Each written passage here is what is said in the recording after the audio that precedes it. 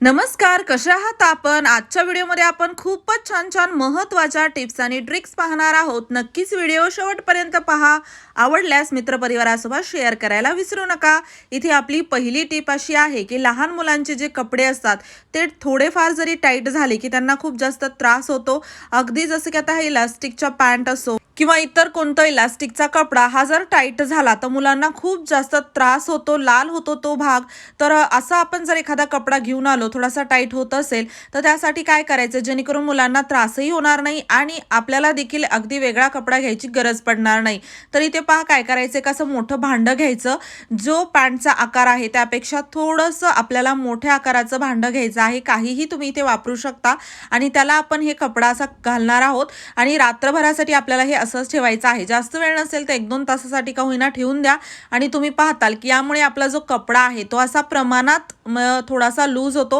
म्हणजे खूप जास्त असा लूजही होणार नाही की अगदी त्यांना घालताच येणार नाही, पण जसं की त्यांना त्रास जो होत होता तो अजिबात होणार नाही. एकदा ट्राय करा, म्हणजे काय होईल, मुलांनाही त्रास होणार नाही आणि तुम्हाला असा चेंज करून कपडा देखील घ्यायची गरज पडणार नाही. यानंतरची आपली जी टिप आहे ती आहे धुतलेल्या तांदळाच्या पाण्यासाठी. आता आपण तांदूळ तर यूज करतो, रोज भात आपल्या घरामध्ये बनतो, असा आपण तांदूळ देखील व्यवस्थित यामध्ये धुवून घेतो आणि हे पांढरं पाणी जे आहे ते आपण फेकून देतो. पण याला फेकून न देता आपण जर याचा उपयोग केला तर आपल्याला खूप सारे याचे फायदे घेता येतात. आणि ते कसे, तर इथे पहा आता तांदूळ मी धुवून घेत आहे, तर हे पाणी आपण असं वेगळं काढून घेणार आहोत. आणि तुम्ही हा व्हिडिओ कोणत्या गावातून किंवा शहरातून पाहत आहात ते मला कॉमेंट बॉक्समध्ये नक्की सांगा, जेणेकरून माझा व्हिडिओ कुठे कुठे पोहोचला मला ते कळेल. तर इथे असं पाणी आपण काढून घेतलं की हे पाणी आपण फेकून न देता आपल्या घरातील जे रोपं असतात, जसं की मनी प्लांट म्हणा किंवा काही फुलांची झाडं, यांच्या जर बुडाशी असं टाकलं तर खूप छान एक कळ्या या फुलांच्या झाडांना येतात. म्हणजे फुलं खूप जास्त वाढतात, सोबतच यांची जी ग्रोथ आहे ती पण खूप छान होते. आणि तुम्ही पाहताल यामुळे आपले जे कुंडीतील रोपं आहेत ती खूप छान असे हिरवेगार दिसायला लागतात. तर ह्या गुलाबाच्या झाडासाठी देखील खूप फायदा होतो, कारण की खूप छान फुलं येतात, त्यासोबतच यांची ग्रोथ खूप छान होते, हेल्दी प्लांट आपले राहतात. नक्की एकदा ट्राय करा. असं आपण फेकून देतो तर नॉर्मल पाणी तर टाकतच असतो, त्याऐवजी हे पाणी टाका, तुम्हाला बराच फरक जाणवेल. यानंतरची आपली जी टीप आहे यासाठी मी थोडेसे घेतलेले आहे शेंगदाणे. आणि शेंगदाणे आपल्याला अगदी मोठे मोठे असे थोडेसे बारीक करून घ्यायचे आहेत. आता आपण जेव्हा कढी बनवतो, कढी आपण बनवत असताना यामध्ये थोडंसं 1-1.5 चमचाचा मोठं शेंगदाण्याचं थोडं पावडर टाकायचं आहे, जेणेकरून काय होतं, आपली जी कढी आहे ती चवीला खूप छान लागते. एकदा अशा प्रकारे तुम्ही कढी करून पहा. अगदी तुम्ही जशी कढी बनवतात तशीच बनवा, फक्त त्यामध्ये थोडंसं असं मोठं मोठं शेंगदाण्याचं पावडर टाका, जेणेकरून याची टेस्ट अजून डबल होते. यानंतरची आपली टीप आहे तिळासाठी. आता मकर संक्रांती येणार आहे किंवा जसं थंडीमध्ये तीळ खाल्ले जातात, तर आपण असे बाजारातून भरपूर तीळ घेऊन येतो किंवा गावाकडून तीळ आलेले. तुम्हाला जर भरपूर दिवसासाठी याला टिकून ठेवायचं असेल तर एक छोटंसं काम करा, कारण की तीळ तुम्ही जर पाहिलं तर खूपच लवकर त्यामध्ये जाळी होते, ते लवकर खराब होतात. फक्त आपल्याला एक छोटंसं काम करायचं आहे की यामध्ये मीठ टाकून हे तीळ आपल्याला ठेवून द्यायचे आहेत डब्यामध्ये. यामुळे आपले जे तीळ आहेत ते अजिबात खराब होत नाही. तुम्ही आता म्हणाल या तिळापासून जर आपल्याला एखादा गोड पदार्थ बनवायचा असेल तर यात तर आपण मीठ टाकलेलं आहे, पण अजिबात घाबरू नका. आपण जे मीठ टाकलेलं आहे ते असं आपण एखाद्या चाळणीने चाळून घेतलं की पूर्णपणे ते बाजूला होतं, म्हणजे आपले तीळही चांगले राहतील आणि आपल्याला यामध्ये जे मीठ आहे ते पण काढून घेता येईल. नक्की ट्राय करा.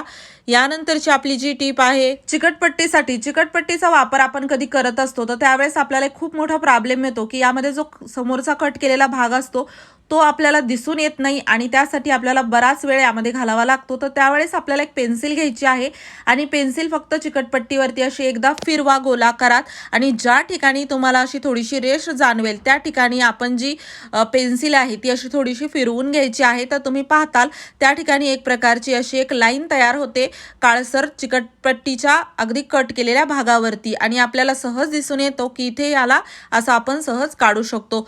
एकदा ट्राय करा, तुम्हाला भरपूर मदत होईल, कारण की किती जरी शोधलं तरी हा भाग दिसून येत नाही, पण अशा वेळेस आपण याला शोधू शकतो. यानंतरची आपली जी टीप आहे ती आहे सांडलेल्या तेलासाठी. कुठे जर घरामध्ये चुकून तेल सांडलं, थोडं असो किंवा जास्त, तर त्यावेळेस जर आपण त्याला कपड्याने पुसायला गेलो तर कपडा देखील आपला तेलकट होतो, त्याला धुवत बसावं लागतं, अजून आपलं काम वाढतं. तर त्यापेक्षा एक छोटंसं काम करा. सांडलेल्या तेलावरती आपल्याला टाकायचं आहे मीठ. तर मीठ मी यासाठी वापरलेलं आहे की ते स्वस्त पण मीठ खूप असतं. जसं आता तुम्हाला पीठ वापरायचं असेल तर एखादं गव्हाचं पीठ देखील वापरू शकता, पण गव्हाचं पीठ वाया घालण्यापेक्षा मीठ अगदी स्वस्तात घरामध्ये आपल्याकडे असतंच, तर ते फक्त त्या तेलावरती टाकायचं आहे. किती जरी तेल सांडलं असेल तर या पद्धतीने तुम्ही पूर्णपणे तेल जे आहे ते पुसून घेऊ शकता. अगदी मिठामुळे जे तेल आहे ते मीठ शोषून घेतो आणि अशा प्रकारे आपण जर याला फक्त असं एकत्र पेपरने किंवा हाताने जरी केलं तर अजिबात आपला जो कपडा आहे तो तेलकट होणार नाही किंवा आपलं जे काम आहे तेल साफ करण्याचं ते देखील कमी होईल. बऱ्याच वेळा काय होतं, तेल आपल्याकडून जास्त असं कुठेतरी पडतं, तर त्या ठिकाणचं तेल साफ करायचं म्हणलं की खूप जास्त साबण लावून घासा किंवा एखादा कपडा तेलकट पूर्णपणे खराब करा, असा आपल्याला प्रॉब्लेम येतो. तर त्या ठिकाणी तुम्ही मीठ नक्की वापरा, तुम्हाला खूप छान रिझल्ट भेटेल. आणि ते तुम्ही पाहू शकता, अजिबात तेलकटपणा खाली राहिलेला नाही, मिठाने पूर्ण तेलकटपणा शोषून घेतलेला आहे. यानंतरची आपली टीप आहे, इथे मी तवा गॅसवरती गरम करण्यासाठी ठेवलेला आहे आणि त्यावरती थोडंसं मी वॉशिंग पावडर टाकलेलं आहे आणि त्यामध्ये मी 1 ग्लास पाणी टाकल्यानंतर 1 ते अर्धा लिंबू आपल्याला यामध्ये पिळून घ्यायचा आहे. यापेक्षा जास्त तुमच्याकडे लिंबू असेल किंवा लिंबाच्या वापरलेल्या साली असतील त्या देखील तुम्ही यामध्ये टाकू शकता. मीडियम फ्लेमवर आपल्याला गॅस चालू ठेवायचा आहे आणि हो, चॅनलवरती नवीन असाल तर नक्की चॅनलला सबस्क्राईब करा. असेच उपयोगी व्हिडिओज मी तुमच्यासाठी घेऊन येत राहते. यामध्ये आपल्याला 1 ते 2 चमचे खायचा सोडा टाकायचा आहे आणि त्यानंतर आपण याला असंच गरम करून घेणार आहोत. 2-3 यामध्ये छान आपल्याला उकळी येऊ द्यायच्या आहेत. अगदी 5 मिनिटात ही पूर्ण प्रोसेस होते आणि हे जे सोल्युशन आहे ते आपल्याला भरपूर कामी येणार आहे. यामुळे आपले पैसे तर वाचतील आणि अनेक समस्या देखील दूर होतील. आता पहा, याला मी तव्यामध्ये का करून घेतलेला आहे, कारण की यामध्ये आपले 2 फायदे होणार आहेत. एक तर आपला काळाकुट्ट झालेला तवा देखील स्वच्छ होईल आणि त्यासोबतच आपल्याला हे सोल्युशन जे आहे ते देखील खूप छान यामध्ये बनवता येईल. तर इथे हे सोल्युशन आता तयार झालेलं आहे. याला कुठे कसं कधी वापरायचं ते देखील आपण पाहणार आहोत. त्या अगोदर मी याला असं एका भांड्यामध्ये काढून घेतलेलं आहे. थोडंसं सोल्युशन जे आहे ते आपल्याला थंड करून घ्यायचं आहे. आता हा तवा छान गरम आहे, तर गरम गरम तव्यावरच आपल्याला एक छोटीशी प्रोसेस करायची आहे, जेणेकरून आपला हा तवा नव्यासारखा चमकायला लागतो. त्या अगोदर हे सोल्युशन जे आहे ते कुठे कसं आणि कधी वापरायचं ते पाहूयात. तर हे सोल्युशन आपण एखाद्या बॉटलमध्ये भरून ठेवायचं आहे, म्हणजे आपल्याला जेव्हा वापरायचं आहे तेव्हा आपण वापरू शकतो. फक्त एकदा बनवून ठेवा, असं नाही की दररोज बनवायची गरज आहे. आता तुम्ही म्हणालेला कुठे वापरायचं, तर घरामध्ये आपण याचा कुठेही वापर करू शकतो. जास्त करून तर आपल्या घरातील जे भांडे असतात ते स्वच्छ करण्यासाठी आपल्याला हे सोल्युशन खूप कामी येणार आहे. यामुळे आपले भांडे तर स्वच्छ होतातच, त्यासोबतच भांड्यावर पांढरे दाग पडत नाहीत. जे भांडे धुतल्यानंतरही पांढरट वाटतात ती प्रॉब्लेम येत नाही, म्हणजे जास्त आपल्याला वेळही द्यावा लागणार नाही आणि भांडे देखील स्वच्छ होतील.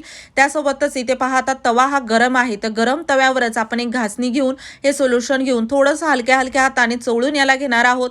तुम्ही पाहताल तव्यावरची पूर्ण घाण निघून जाते. त्यासोबतच आपलं सोल्युशन देखील यामुळे तयार झालेलं आहे. तर म्हणजे आपला डबल फायदा होऊ शकतो इथे आणि याचा रिझल्ट अगदी तुमच्या समोर आहे. पाहू शकता, तवा वरून जरी स्वच्छ दिसत असला तरी यामध्ये असा काळेपणा एक साचला होता, तो पूर्णपणे निघालेला आहे.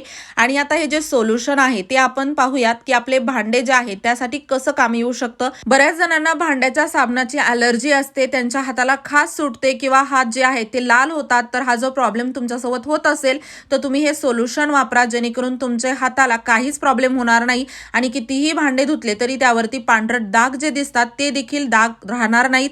आणि यामुळे आपल्याला भरपूर पैशांची देखील बचत करता येईल. म्हणजे भांड्याची साबण खूप जास्त पाण्यामध्ये विरघळते, तर अशा प्रकारे सोल्युशन जर तयार केलं तर अगदी थोडंसं सोल्युशन भरपूर दिवस चालतं आणि भांडे देखील स्वच्छ होतात. तुम्हाला सर्वात जास्त कोणती टिप आवडली ते मला कॉमेंट बॉक्समध्ये नक्की सांगा. व्हिडिओ आवडला असेल लाईक करा, शेअर करा. चॅनलवरती नवीन असाल नक्की चॅनलला सबस्क्राईब करा. अशीच उपयोगी व्हिडिओज मी तुमच्यासाठी घेऊन येत राहते. पूर्ण व्हिडिओ पाहिल्याबद्दल मनापासून धन्यवाद. चला तर मग परत भेटू.